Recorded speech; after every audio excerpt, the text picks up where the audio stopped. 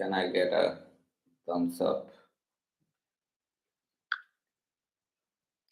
Yes, go ahead with your answer whenever you're ready. All right. The answer, I don't know the answer, but yeah, give me the answer and move on to the next question.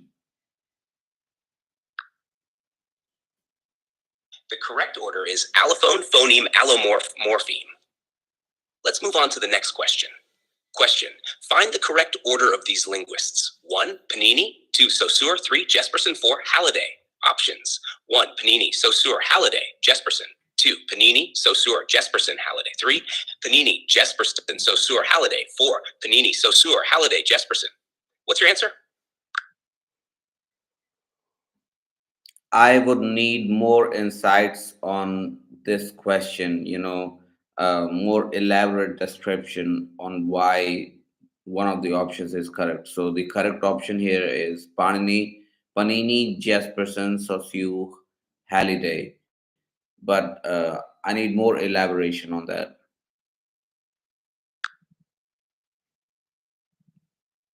Certainly. Let's break it down. 1.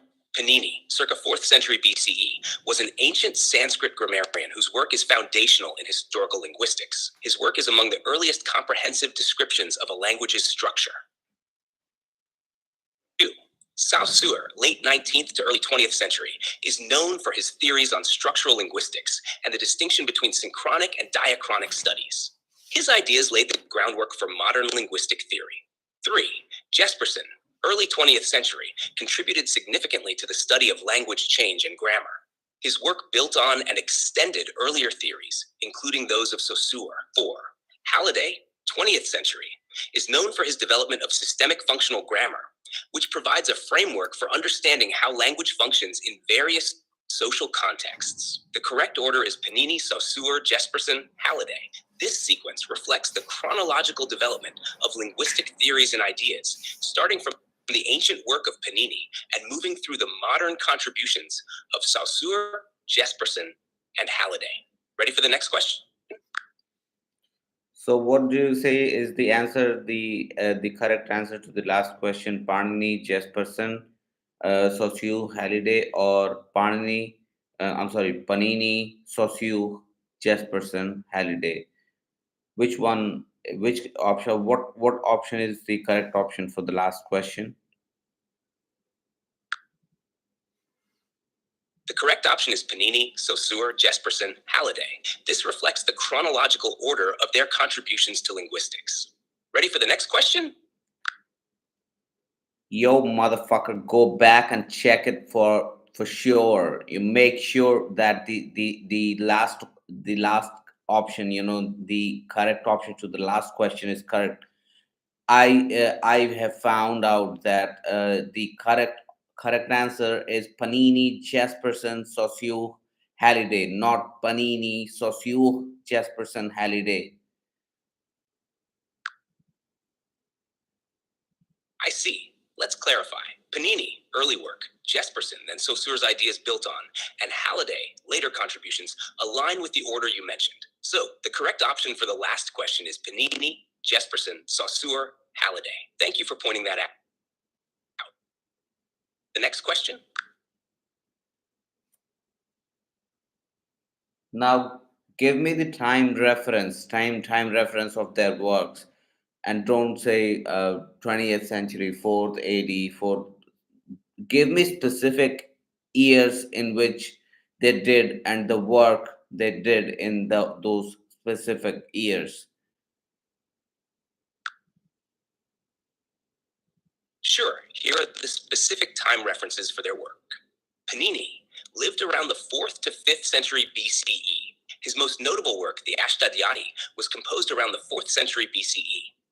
It's a comprehensive grammar of Sanskrit. Saussure, Ferdinand de Saussure's major work, Course in General Linguistics, was published posthumously in 1916 based on his lectures from around 1906 to 1911. His ideas became foundational for structural linguistics. Jesperson, Otto Jesperson, published Growth and Structure of the English Language in 1905. His contributions to modern grammar and language change theory were influential in the early 20th century. Halliday. Michael Halliday's Introduction to Functional Grammar was first published in 1985. His systemic functional grammar developed in the later 20th century, primarily from the 1960s onwards. This timeline should give you a clearer view of their contributions. So when was the work of Jesperson published? Otto Jesperson's major work, Growth and Structure of the English Language, was published in 1905. And when was the major work of Saussure, Ferdinand de Saussure published? Ferdinand de Saussure's major work, Course in General Linguistics, was published posthumously in 1916.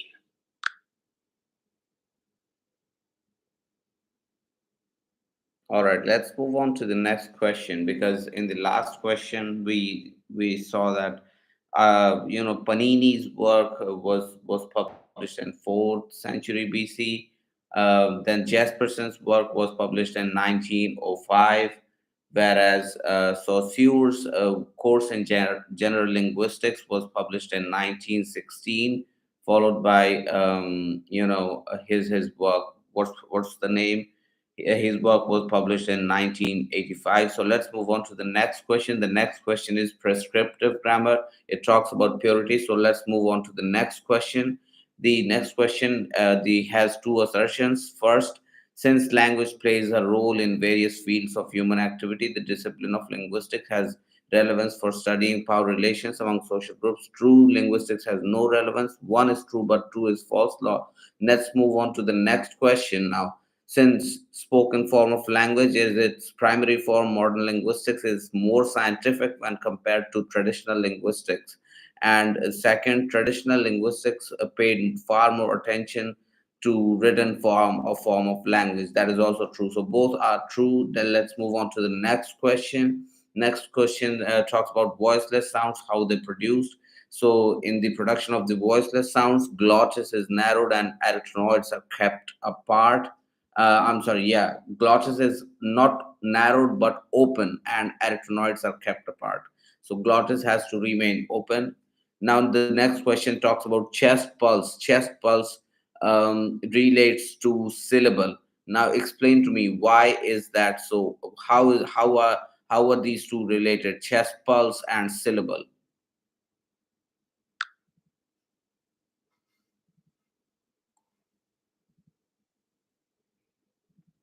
Chest pulse and syllable are related in terms of the physical production of speech sounds. Chest pulse refers to the rhythmic pulses of air from the lungs that are used to create sound. This process is crucial for producing syllables. A syllable typically consists of a vowel sound, which is voiced and supported by the airflow from the chest. In English, a syllable generally requires this airflow to articulate properly. In essence, each syllable is produced by a burst of air from the chest that creates the vocal vibrations necessary for sound production. Thus, chest pulse is closely linked to the formation and structure of syllables in speech. Could you please explain to me that same thing in simpler terms? Sure. When you speak, air from your lungs, chest pulse, pushes through your vocal cords to make sounds. A syllable is a part of a word that you can usually hear as a single beat or sound. Each syllable needs this airflow to be pronounced, so chest pulse helps create the sounds that make up syllables.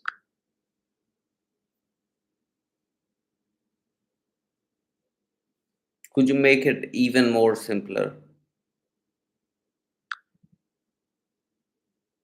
Absolutely. To speak, you push air out of your lungs. Each syllable you say needs this air to make the sound. So the air you push out helps form the syllables in words. All right. Give me a proper explanation for the same thing, chest pulse and syllable and how they are related. Certainly. The chest pulse refers to the airflow from the lungs that powers speech. When you speak, your lungs push air through the vocal cords, which creates sound. A syllable is a unit of sound in a word, usually consisting of a vowel sound, like in cat or dog. For each syllable you produce, your body uses this chest pulse of air. So the chest pulse is crucial because it provides the necessary airflow that allows you to form syllables. Without this airflow, you wouldn't be able to create the sounds needed for speaking clearly.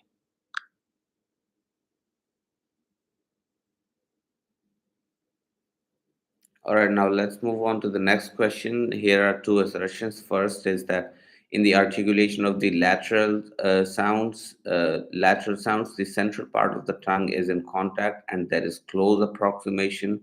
The second assertion is that in the articulation of the R sounds, of the sides of the tongue, I'm sorry, sides of the tongue in the articulation of R sounds are in contact and there is open approximation. Now, the first assertion is incorrect and the second is correct. So, it is incorrect to say that in the articulation of the lateral sounds, the central part of the tongue is in contact and there is close approximation, because in the production of the lateral sounds, it's not the central part. For lateral sounds, like L in lake, the central part of the tongue is not in contact with the roof of the mouth. Instead, the sides of the tongue touch the roof of the mouth, creating a path for air to flow around the sides, which is called open approximation. In contrast, for R sounds, such as the English R, the sides of the tongue are in contact with the roof of the mouth, but there is a space or open approximation between the tongue and the roof, allowing the air to flow through. All right, now let's move on to the next question. Tone is a property of a word. Okay, understood. Now the next question talks about the consonants at the word junctions in the words like bookcase and this Sunday. Word junctions like this Sunday and bookcase, they are double consonants. Now elaborate to me, what are double consonants exactly?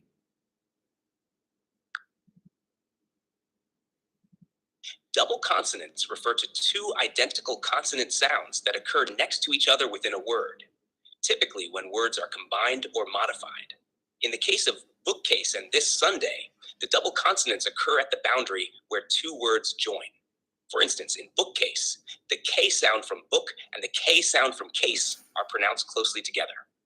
Similarly, in this Sunday, the S sound from this and the S sound from Sunday are pronounced together. These double consonants can create a longer, more distinct sound at the junction of words.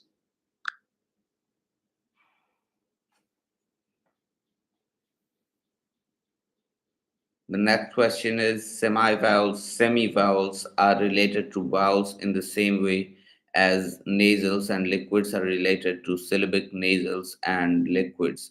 The difference lies in the value for the feature. I think syllabic. In phonetics, semivowels are similar to vowels in that they have a vowel-like quality, but they function as consonants. Nasals and liquids also have vowel-like qualities, but can form syllables themselves. The key difference between semivowels and vowels is the feature of syllabicity. Semivowels, like y and yes or bu and wet, are less syllabic compared to full vowels. Similarly, nasals and liquids, like n and l, can be syllabic, forming syllables on their own, while their non-syllabic counterparts are not. So semi-vowels cannot form what do you say that syllables. Semi-vowels cannot form syllables, but vowels can form syllables. Exactly. Semivowels, such as y and yes and w and wet, cannot form syllables on their own. They need to be part of a syllable that has a vowel. In contrast, full vowels can form syllables by themselves, like the A in cat or the I in sit.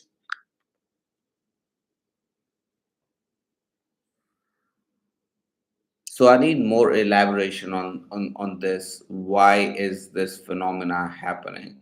So semi-vowels are related to vowels as nasals and liquids are related to syllabic nasals and liquids.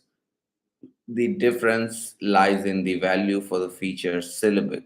So, what does this explain?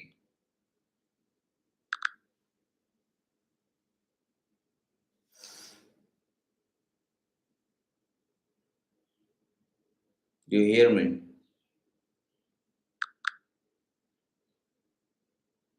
Do you hear me? Do you listen what I'm saying?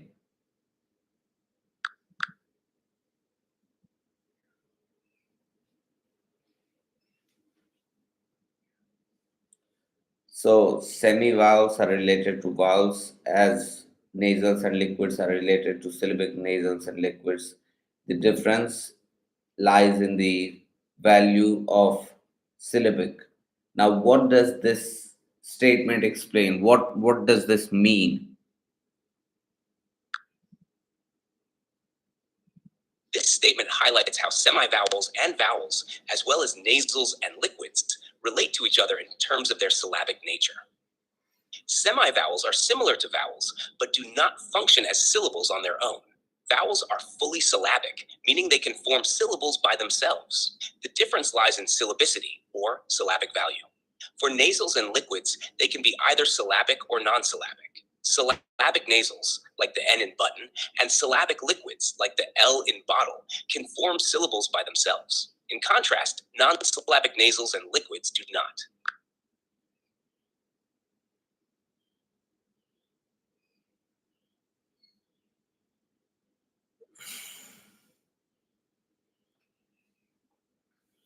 Now, the next question is the process of segment deletion in the initial position of a word is known as apheresis.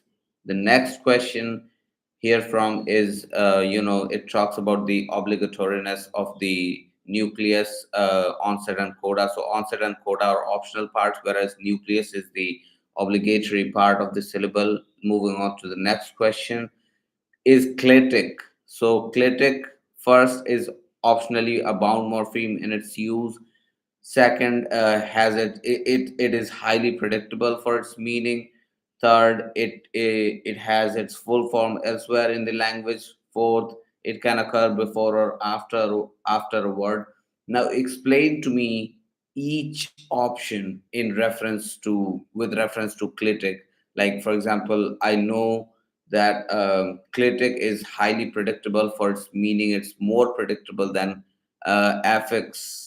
Affixes like suffix and prefix. So explain to me elaborately each option that I just talked about.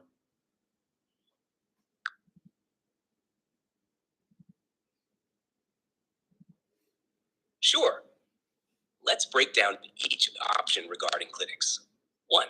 Clitic is optionally a bound morpheme in its use. This means a clitic attaches to a word but doesn't always need to. It's optional because it may appear in certain contexts or constructions, but its presence is not always required. 2. Clitic is highly predictable for its meaning. Clitics are predictable in that their meaning is usually clear based on their position and the context in which they appear. For instance, in English, the clitic S often indicates possession, as in John's book. 3. Clitic has its full form elsewhere in the language. This means that the clitic can be expanded into a fuller form in different contexts. For example, the English clitic L, as in I'll, is a shortened form of will. 4. Clitic can occur before or after a word.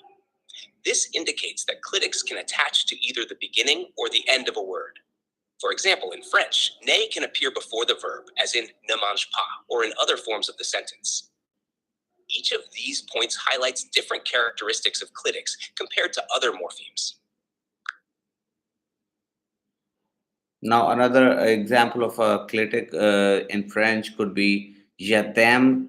And explain to me in more elaborate details and simpler terms what this means. Clitic is an optionally bound morpheme in its use. I need more elaboration on this one.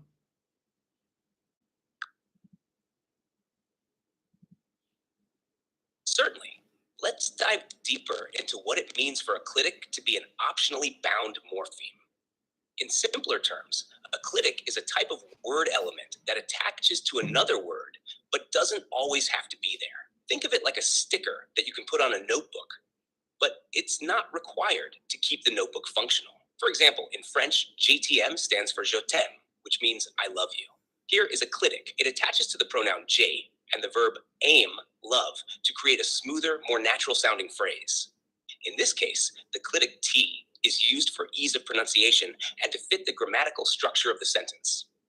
However, if you wanted to say j'ai aimé, it would still be understandable, although less natural and more awkward in French.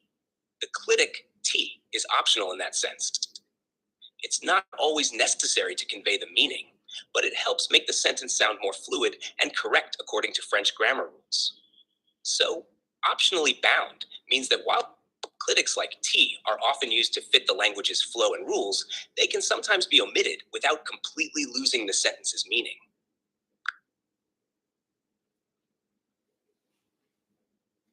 Thanks for the clarification. Now, moving on to the next question, we have I I think yeah. Let's go to part two now. So because we are already at the question number 18. Then we'll have to move on from 30 to 50. Sure, So let's move on to question number 18. What's the question? yes, that's the issue. I've already recorded that, so you can go fuck yourself off. Got it. If you need anything else, just let me know.